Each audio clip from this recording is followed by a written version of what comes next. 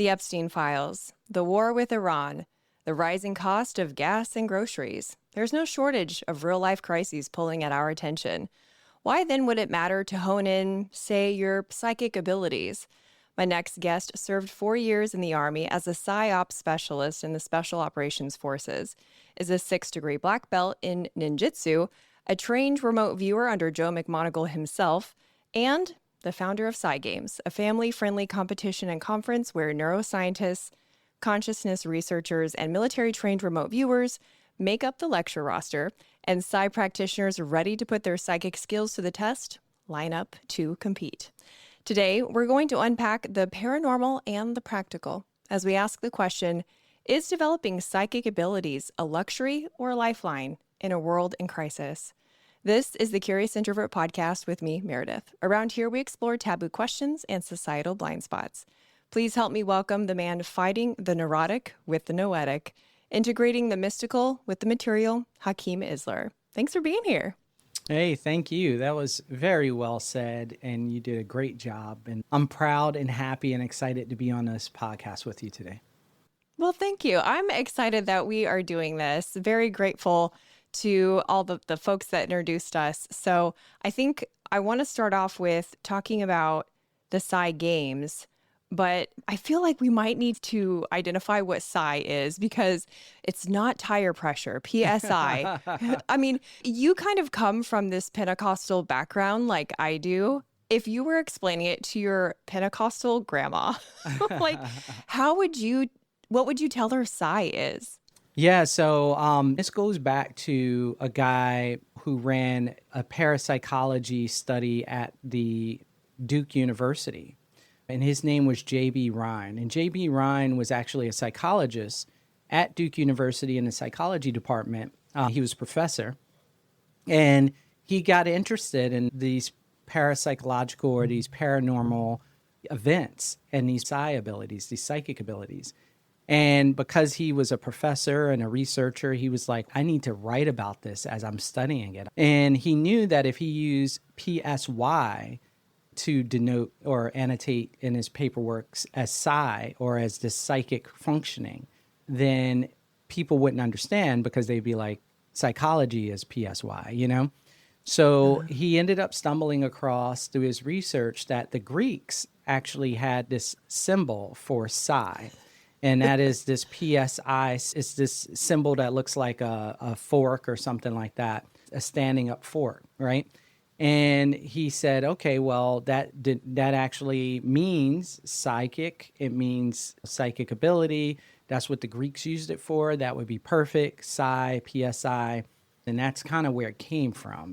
That is so cool. I always am surprised and delighted when I hear about how so much of this has roots in like Stanford and Duke and like things that we would consider ultra credible and serious and non-woo. All right, so now I want to move on to the skeptic. In a world that is seemingly falling apart, why should we even consider anything psi?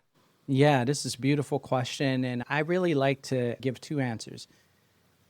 The first is whenever someone asks me, why is it important to see without your eyes? Hey, I have eyes. Why do I care about putting a mask on and seeing without my eyes?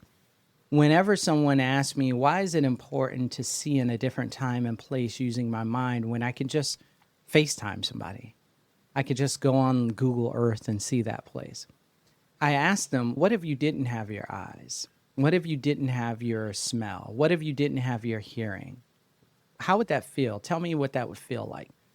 And when I asked a student this one time, they said, it would really hurt my ability to connect with my world.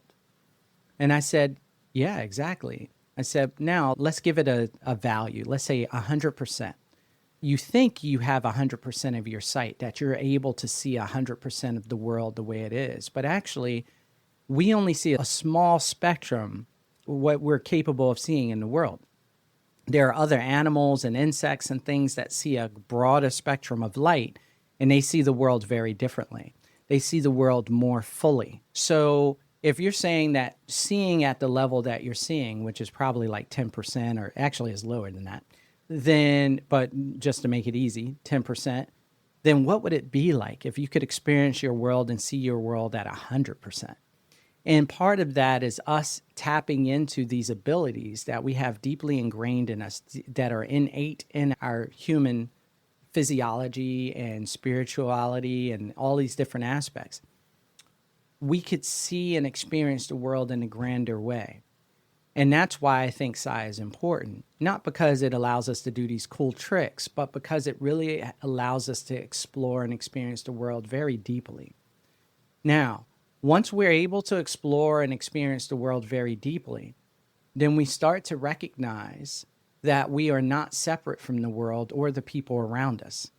And it is in that recognition of that union that we recognize the impact that we have with our words, with our actions. We recognize the impact that others have with their words and their actions, and how we're all intertwined, and how what I does matter to the bigger, greater good in the picture. And that really, I think, is the key to unifying us as a species.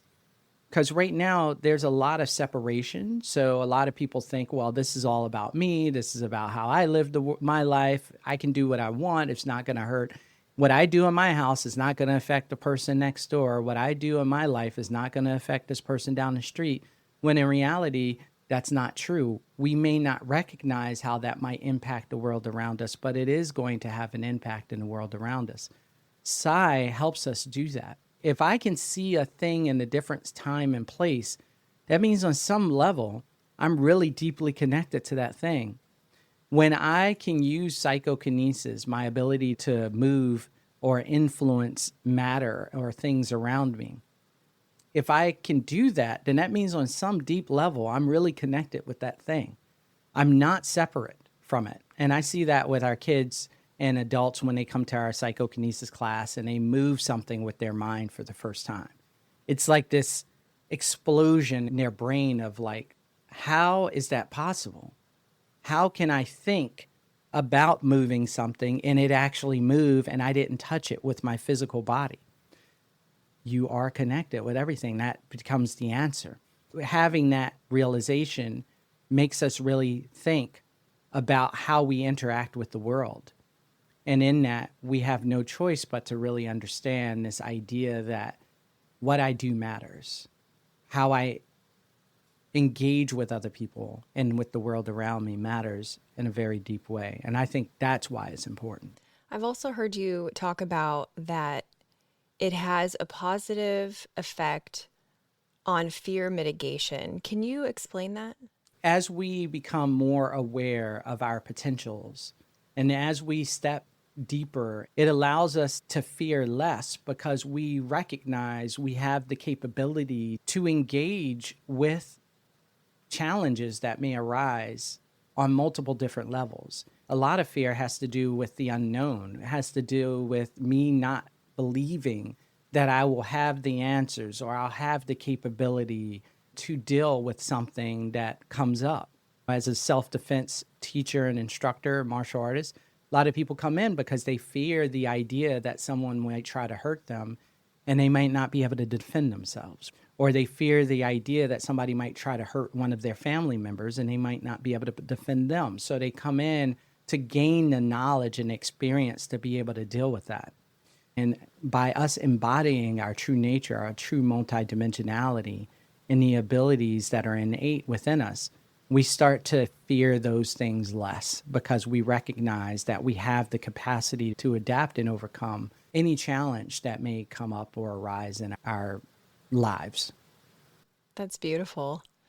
I've also heard you say that our ability to connect with Psi helps counterbalance the atrophy that we experience as modern humans, like our memories going to pot because we can pull anything up on Google in a second, and our sense of direction going downhill because we use GPS all the time.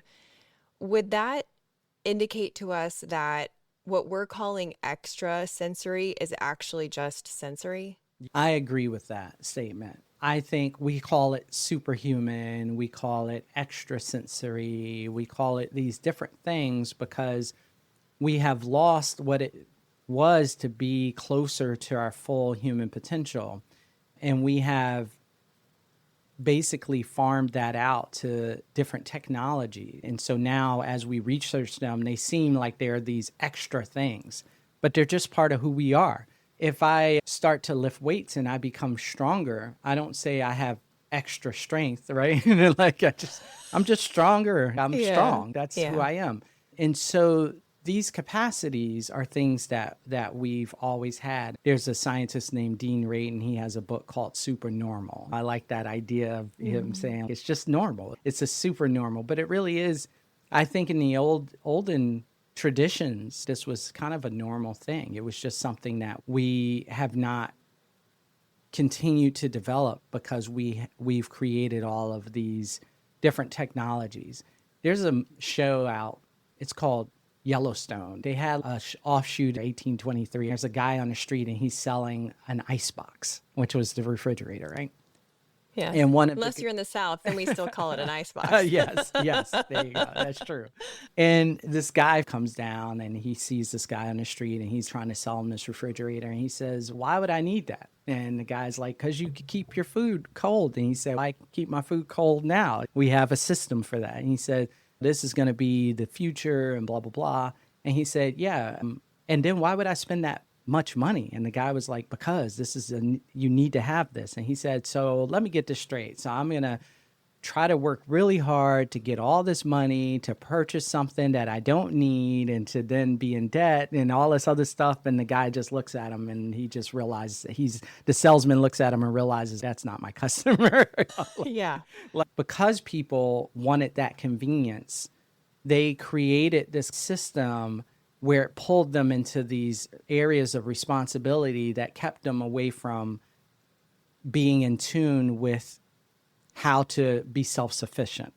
So now I had to take on this job and I had to get this extra money so I can pay for this thing that I really don't need, but it does offer me somewhat of a convenience. So instead of having to dig a hole or a cellar and put things down there to stay cool, now I have this little box over in the corner that I can plug in and can keep things cool for me. But there was a time when that didn't happen, and there was a lot of probably deep thinking that went into that. I have to have forward thinking. I have to think about the seasons. If you talk to a farmer, they're thinking about those things all the time now. Those beans have to get planted now because if I don't, then I miss the window for the X, Y, and Z, and then I have to farm down the line. That type of depth and strategy is not something that a lot of people think about, so that the muscle doesn't get exercised and therefore it atrophies and then you lose some capability. And I think that's what happened with our psi abilities, and now we are just calling them extrasensory abilities when actually they're just sensory abilities that we've always had, but we've just let atrophy because of various reasons. We let it atrophy and then we mystify abilities that we've forgotten about. And then depending on what your religious tradition or spiritual position is, then you can actually, forgive the pun, but demonize those positions. But Dr. Radin isn't the only researcher who is pointing this stuff out. Like Dr. Julia Mossbridge is another one, and she talks about the galvanic skin response where the body actually can detect up to 10 seconds before something happens that it's going to happen. And in our mind, that I think in most people's mind, they would say, if you can sense something is going to happen 10 seconds before it happens, then that is like what people in the woo community called like a non-local download. Like you are psychically absorbing information from the collective consciousness or something, but it very well could be a very unsexy reason that is already studied by scientists. And it's maybe just a matter of jargon that we are losing credibility with these folks who are in the middle in between the woo and the researchers. I love your mind. I love that you are up on this. And one of the things that I would say is that maybe there are some forces out there that don't want these things to be as accessible to everyone because it makes it really hard to create control structures. Yeah. So demonizing it would be a good way to keep people from moving forward into exploration of these things. What we see today happening is that as we have more people moving into this space, there is not a big discussion about ethics around these abilities. And so now you have every Tom, Dick, and Harry like out there remote viewing and looking at people in their living room and doing all of these things and violating people's sovereignty. I don't think that's cool. So I can see where a mind would go and say, hey, you know what? Maybe we don't want everybody to start remote viewing everything, because then they just will take it upon themselves to look into secret information and stuff. So maybe one part of that is to demonize these things and to make it. The other aspect is a very selfish reason. Maybe I just want power because my organization just wants to be in control. Therefore, if you have people who can see the future and tell the future, then it makes it really hard for me to maintain power. So then I have to come up with a clever way to make the general population police up themselves. So we get somebody who's an authority figure to say this is all evil, and then that authority figure impresses that idea amongst other people, and then they police themselves up, and now the power structure at the top is able to maintain that power, and they probably got people who have committed to them that do those things. And I've seen this in some circles, some religious circles. As long as you are in that specific religion, working for that specific organization, we call it prophetic, and we call you the prophet, and we'll call you this, and we'll call you that, and we'll give you all these terms that fit our focus. But you get a person who's not in that circle on the outside claiming and doing the same things. Oh, no. If you're not doing it for us, for the people at the top, then you're evil, basically. I could see all those different levels at play there. So this ethical idea where it's just maybe people have these abilities and we don't want them to explore them because people don't just have a good grasp of ethics. Another is that it threatens the power structure and our ability to maintain certain power if I'm a certain organization. And another is that it just threatens not just my particular organization, but it threatens the system itself and how the system operates. And so therefore we have to make it this evil or bad or whatever thing. And so there's 3 layers of those things happening. And that's very difficult to fight against. I mean, at the systemic level, Hakeem, that's Psyop. You know what I mean? Like, and yeah. I heard in another interview you talk about how after your time serving in the Army that you had what you called PTSD because you had a hard time trusting others. And I have no military experience and very thin knowledge of U.S. American history in the category of public manipulation. But what I do know, bro, I am struggling like immensely because think about it, like MK Ultra, the dosed people with LSD without their consent. The Tuskegee syphilis study went on for 40 fucking years with the U.S. government and the CDC deliberately withholding treatment from Black men to see how the disease progressed. And even like social media algorithmic manipulation, which is more of a modern, more recent example, platforms knowing that their algorithms elicit these very emotionally intense responses. And when you can get people emotionally reactive, you can manipulate them very easily. I have met people with trust issues and PTSD, and they have a real edge to them. I struggle to keep that edge at bay myself. But you, I have to say, seem like the sweetest. You don't have any of that edge. Like, how have you worked through that when you know the frequency at which PSYOP happens in the United States when it's like legally not even supposed to? And You kind of saw how the sausage was made a little bit in your 4 years in the Army. One of the things for me personally is that in Psyop, we teach that everybody and every organization has a hook. And that hook is something that you could use to reel that person in, capture that person, captivate their mind, influence their heart and their mind. I just wrote a book that I've been working on it for 6 years and I wasn't going to put it out, but a friend told me, now, Hakeem, is the time that you put this book out. And I said, well, I'm doing this thing called the Psi Games, and already people are like, Hakeem was in Psyops, so he's trying to steal our children. Like they got all these like crazy stories, and I'm like, I mean, that happened to like Jack Sarfati, the theoretical physicist. He like very well known, at least in like theoretical physicist circles, that he was recruited by the U.S. government as a child. I think he was like 8 or 9, and that was for anti-gravity and like time travel stuff. Like, when I say this out loud, I realize that someone listening who's not familiar with this is going to go, Meredith, sit down, look it up. It's true. And so I could totally see where the suspicion would be stirring in the consciousness community. Like, yeah. And it's just what I have to deal with. Like, I was given this very deep message about how the Psi Games is going to change the world. When I explored with one of my yoga teacher about why me? Why did this message come to me? There's so many other people out there who are much better than me at this. And he said, well, Hakeem, let's review your past. Okay, you went to executive protection school. You learned how to be a bodyguard. That there's some deep knowledge there. You were a ninja. You had these Psi experiences when you were a kid. You went to become Psyop in the Army. You have like this plethora of knowledge. And he said, who else could it be? Because now I can understand when I see psychological manipulation happening. And that's where I tell people, I say, look, divide and conquer is at play here in our field.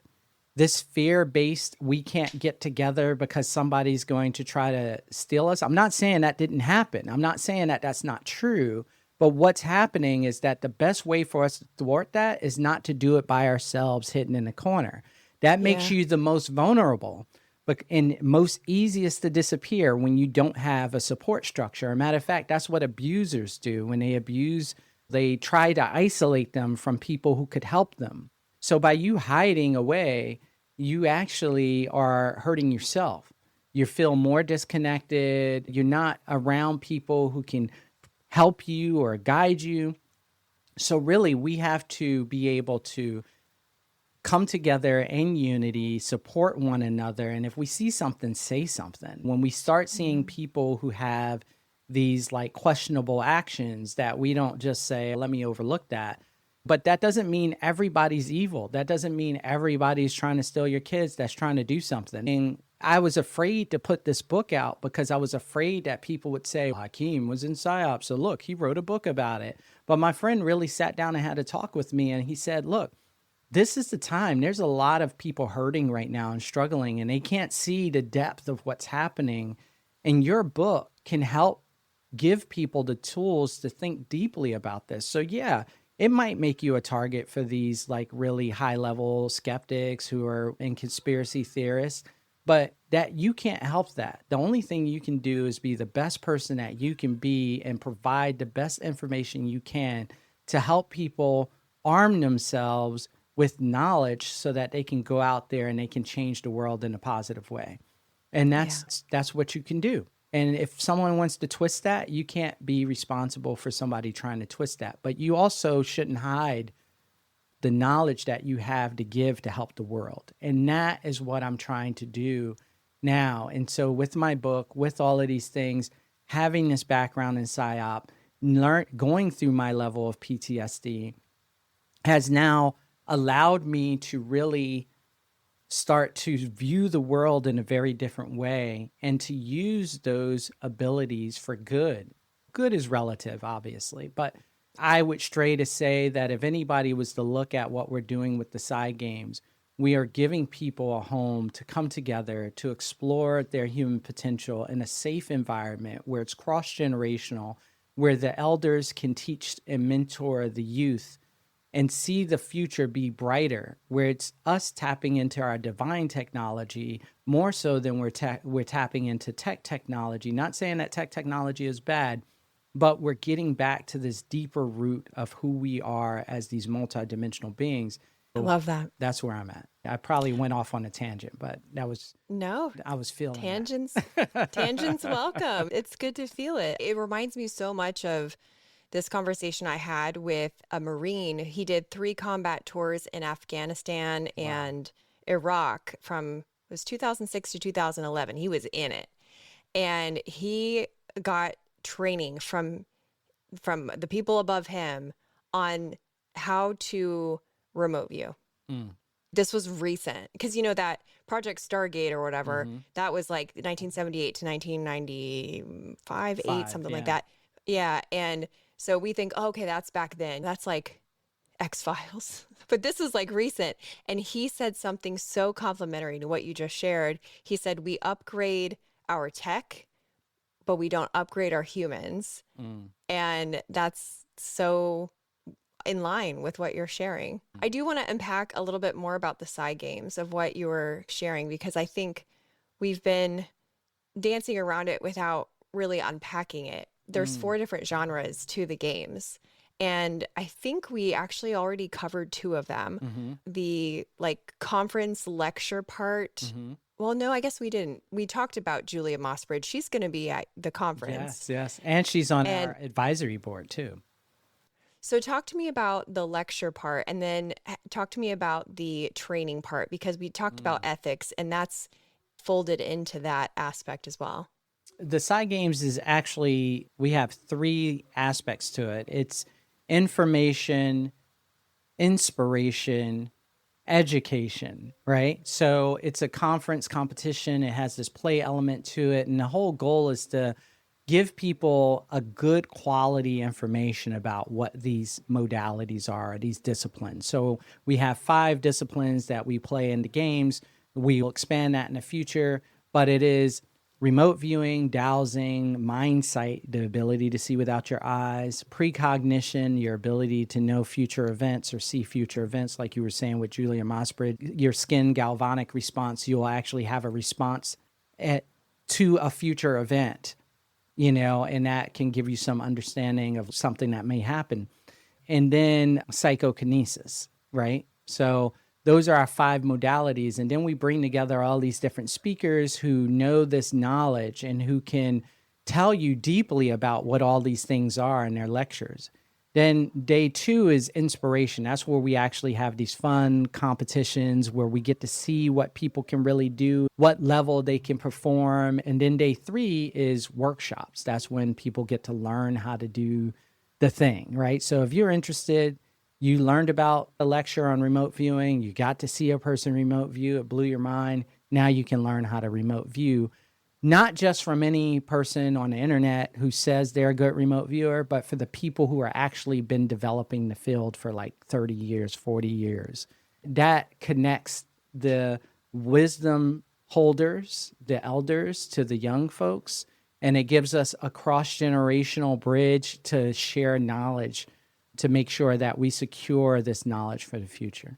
There's also some sort of like online training, right? Where you're going to combine research, I want to say history, and then the ethics part of it too as well. Yes. We had to create the Psi Games online platform, and it's PsiGamesOnline.com. And basically people can train, develop, and measure their Psi abilities through these series of fun, like digital games. These aren't basic games. We've been spending a lot of time making like this a real cool gaming platform where you could just have a good time, and you could be at the doctor's office and you could just like Angry Birds, people would play that at they would get totally immersed, and there's no real outcome, right? Other than just killing time. You're just like, oh, I can shoot this bird across there and hit this thing, or what they call it, like Fruit Ninja, whatever. I can chop up all these fruits.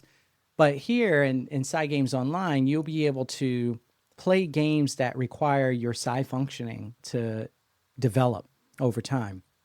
And you can measure that and share that with friends. So that's the platform. We also use that to help people when a person wants to come and actually be what we call a perceptualist, which, lack of a better term, might be a competitor, but we don't think of it as like competition in the standard sense. This is more like play, it's fun, and we're pushing the boundaries of what we know is possible. So these perceptualists who say they want to be a part of the show, they have to go online and they have to fill out an application. Then we send them to Psi Games online. They get to play these games. We will look at their scores. The people with the highest scores are the people we choose. What that does is that helps us create a good show for people, but then it also helps us protect their bravery, right? This is a brave thing that a person's doing. Hey, I'm going to get on stage and I'm going to show people what remote viewing looks like, and I'm going to put my reputation on the line and all these things. And skeptics out there, I'm sure, are waiting for the person to fail so that they can write about how this is crazy nonsense. But with their stats from the platform, we could always say, just like you could say for an NBA player who didn't shoot well that day, you can't say, okay, this guy sucks. No, he just didn't do good today. But if you look at his stats, he normally shoots 80 percentile. So he just didn't do good on this day. And that would be the same thing that we do with our Psi Games online. But again, this is for everybody. We just use it as a tool for this one thing as well. We have Psi Games, the event, and Psi Games online.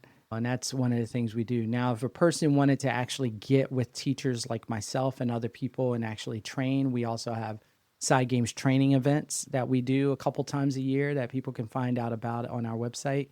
So we're really making this like an ecosystem that helps people develop their divine technology, and in a positive, loving way where they have a supportive community, where they're able to really see how they can develop and they have a pathway to develop. That's our focus. So where are you inserting the educational aspects about this is the history of Psi, and these are the ethics around it? We do that at the show, at every training that we do, seminar that we do. So if you come to, like, let's say our psychokinesis seminar, it's heavy on research, it's heavy on history, and it's heavy on like ethics. People came to our psychokinesis event and they were like, well, I can stick a penny to the wall just by using my energy and my intent, or I can move this will this certain way just by using my energy and intent. And that makes people feel like they can do something. And that's cool. That's a good segue into the deeper level. But that's not it. What you're truly learning, and we teach this 3-step, which we call it connect, collaborate, and create. So it's like there's a way to do psychokinesis where I can just force my will upon something and make it move. But that's not who we are. We're about connecting with something and collaborating with that thing so that we can create movement instead. That teaches us a level of respect for all things around us. If we were to actually look at that on a human scale, that's what a good relationship is. One type of relationship is I make you do what I want you to do. And we call that abuse, right?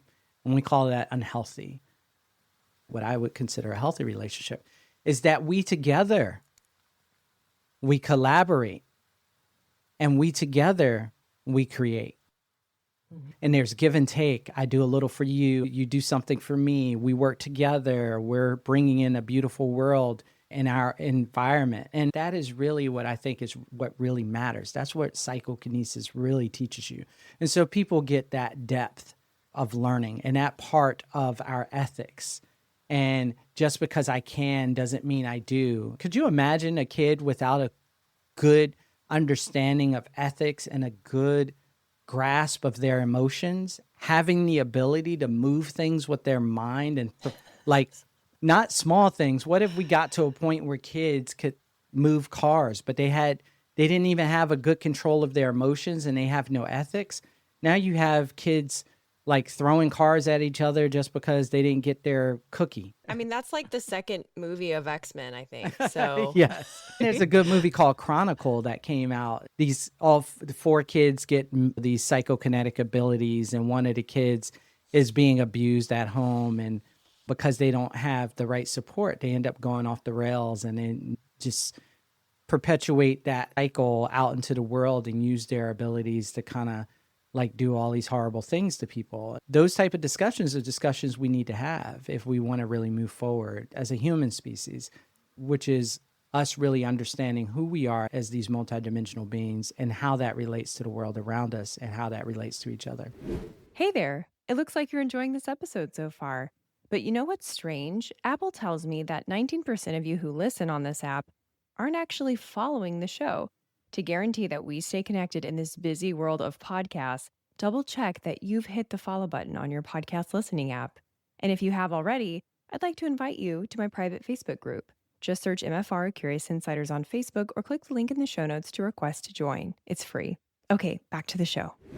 Speaking of X-Men, I was like such a big X-Men girl growing up.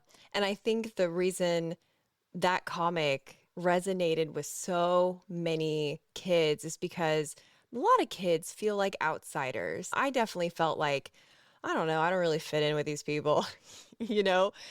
But if you were an X-Man, you were an outsider who is special and mysterious. Like you had secret powers and that made you extraordinary. And when I look at the Psi community, I sometimes have a concern that people in that community are ripe for folks taking advantage of them because they maybe flock to things like this because they want to feel special. They know that they don't fit in, so they're leaning into it and thinking to themselves maybe, well, at least I can be extraordinary. And then that puts them in a position for being manipulated. And I don't know. There's really no question there. Just an observation that I've had. Yeah, I think that's how they got a lot of people in the past.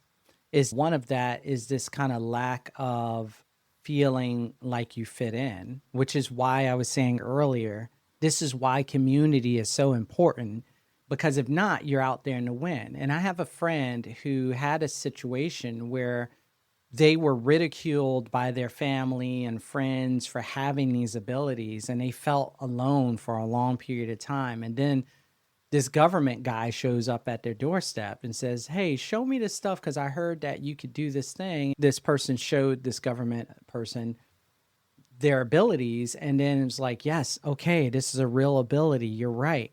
And what did that just do? That would, that validated this person. So who do they rely on now? Right? They rely on that government person. So then it makes it easy for them to get hooked into that system because this government person is the only person who gave them support. And I think that happened a lot of times in these early programs where you hear stories of families. So a mom or a dad is with their child all of a sudden starts moving things with their mind.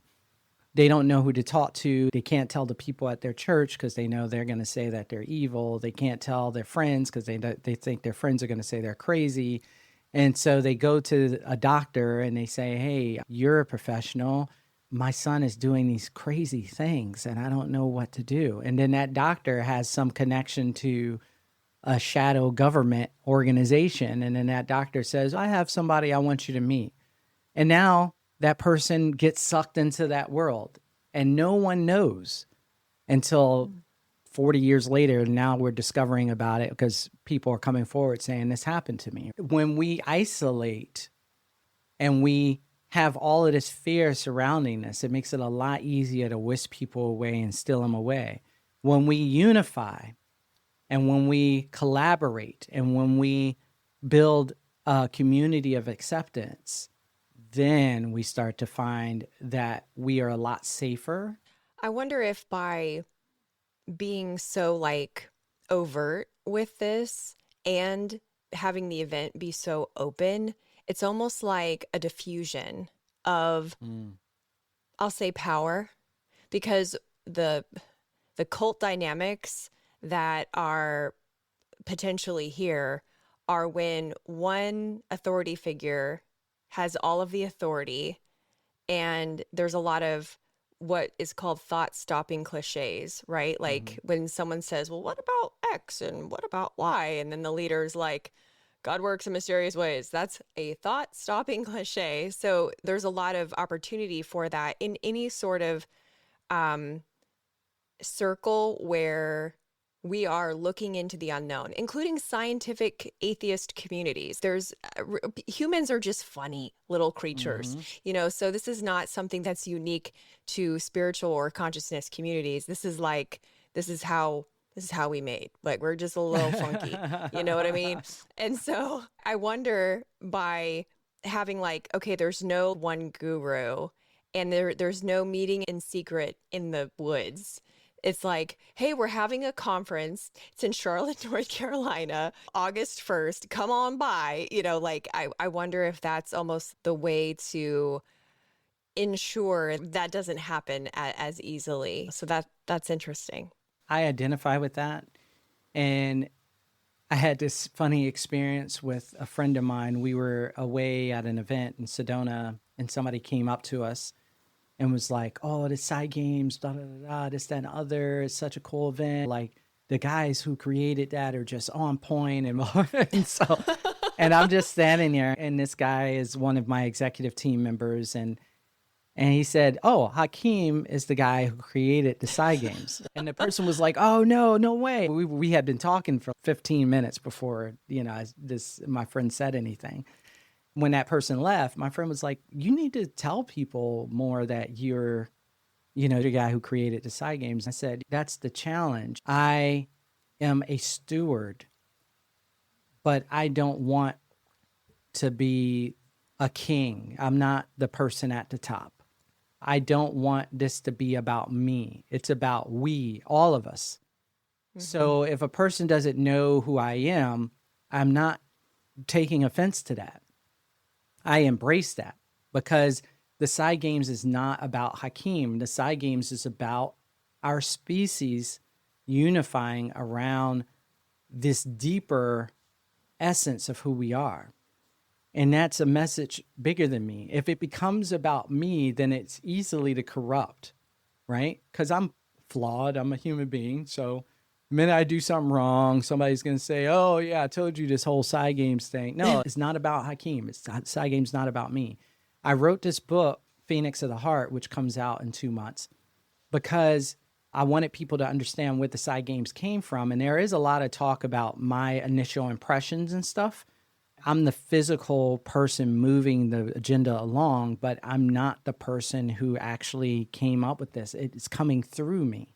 And that's very important for me to do for the reasons you just said. So this doesn't get corrupted, so that it isn't hijacked by my flaws or my lack of flaws, and then somebody just makes up stuff and just attaches it to me, which is already happening. I don't want that. I don't want that at all. I want this to be something that outlasts me, outlives me. It's not about me. I'm grateful to have now brought it into the world, and now where it goes from here, it will be a journey, and it will be one that I hope to do with hundreds and thousands of more people as we continue to grow. Yeah, about the human upgrade, to borrow, I guess, Dave Asprey's podcast name, but it's about, leveling up, I guess you might say. Yeah. I like that a lot. Yeah. I like what you said earlier, and I just want to tell you that I'm going to steal it. Okay. We're going to put it on a t-shirt. I really love it. Like, upgrade your human or something like that. I really love that. Yeah, it's not me. That's Jose Herrera, retired Marine, now student of religion in North Carolina. So. Oh, he's here in North Carolina too. He absolutely is. Oh yeah. my gosh, you got to put us in contact. Recently, I would love to introduce you. He would just so appreciate you, and then you can give him credit where credit is due. He's fabulous. Definitely. Yeah, very, very smart guy, super cerebral, but super heart connected, very passionate about mental health outcomes as well. And that was actually my introduction into Psi and mental health, and how it's not just like party trick, although that's how we see it. I swear One more person shows me a bent spoon, it's so cool. And yeah, I would love to do it. And let's be real, I would probably frame, like, I would totally buy a shadow box and hang that bitch up. But like, I think what is more impressive is if you can show me how to remain calm in a crisis, or if you can show me how to be compassionate towards people who would want to harm me, or you know what I mean? I'm just a little practical. And so as we wrap up, I know we spent a lot of really lovely and juicy time on philosophy of Psi, which I am like all about. I would love to give a little airtime to the practicality of it again, because we started in that way. How have you seen Psi be ultra useful, practical in your daily life? Can you give me an example? A good example of this would be like empathy and like a true nature of intuitive knowing and sensing into a person and a space. And this is something that if you wanted to be a good psyop person that you would really need to have, is to really understand people and the people around you on a deep level and feel really well like what they're going through, how that happens. But this what we might even call bio PK, me being able to sense energetically people's field and what's going on with them energetically, I think is really deep. And I have a sad story. I had a woman come in with her young son. He was 13, and he had a lot of very emotional struggles and challenges, and she wanted to bring him to martial arts class to get him really, give him something, give him a community, give him some confidence. We did an intro lesson, and he was laughing and smiling and had a great time and all of these different things. And we got done and we go into the office and we do like what do you want to do? Do you want to sign up? And the mom was like, I absolutely want to sign up. The kid was like, I love this. This is great. He was just so gung-ho about it. And was like, okay, great. We signed him up, said, okay, your first class is going to be tomorrow. Yeah, this is great, blah, blah, blah. And on the surface, everything seemed like we had it. You know, this kid was going to get something that he was excited about and he was going to get the thing. And then 2 weeks go by and we hadn't seen him and he was supposed to come to the next class. So I called her and she picked up and she said, hey, I'm sorry to tell you, but we went home that night and my son slit his wrist in the bathroom. Oh my God. Yeah. And, super just, yeah. Just give me a moment. When I think about that story, I think to myself, what would it be like to be so tapped in to this human connectedness that the lie on the surface can hide the truth of the depth within? And I think that's it. So, I didn't realize that still had such a deep part of my life. Ooh, goodness. How long ago was that? 6-7 years ago now, 2020? Yeah, it was before COVID, 2018 or something like that. But it hit so hard because I was just like, how did that escape all of us? Like that, this kid on the surface, it was just so clear that he had found his calling. He found his way. He found something to be excited about. And then to learn that night, within a couple hours of us having this great experience, that he would be gone. He would be taking his own life. So when I think about, especially PK, this ability to really connect with something, whether it be a spoon or the energy and energetic field of another person, that there becomes such a deep connection there that the lies we tell ourselves on the surface or tell the world on the surface can't hide. That goes back to these power structures, why I think that they don't want these things to come into play. Because then the politicians standing up there giving you all the lies, and deep down inside, you're like, no, this is not true. This is not the truth. And I'm not going to fight or hate my neighbor because of what this clown is saying. I can see it. I can feel it deeply. And the neighbor next to me, I know their heart. I can see their heart. They're just as twisted up as I am because of the words that's coming out of this person's mouth and the way they wear the certain color tie and to kind of instill a certain emotional response from us and all that stuff. No. I don't even need my eyes. I can feel into your heart. I know the truth. And I think that really, those type of things are the things that really speak to what Psi can really give us when we start to really deeply understand and connect with these abilities. If we can level up for each other, yes, then that is well worth our time, energy, everything. Yeah. Thank you so much for this discussion. This has been so satisfying. I hope it was for you too. Yeah. I didn't realize that was still in there in such a powerful way. It was a very touching story for me. It's one that I still think about this day. I didn't realize it was a driving force behind why I'm doing what I'm doing as well. Yeah. So you're a good interviewer. I feel like I'm on Jerry Maguire. I'm not going to cry, Bill. I'm not going to cry.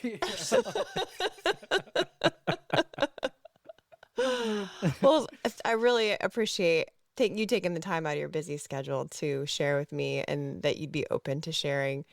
And I hope that because of this discussion that people will be open to looking at things that are labeled outside of their denomination container that may actually mean the same thing. And it's simply a matter of jargon separating them, and that it would cause them to help their neighbor and help themselves and go to the Psi Games. So on that note, where do people go to get a ticket?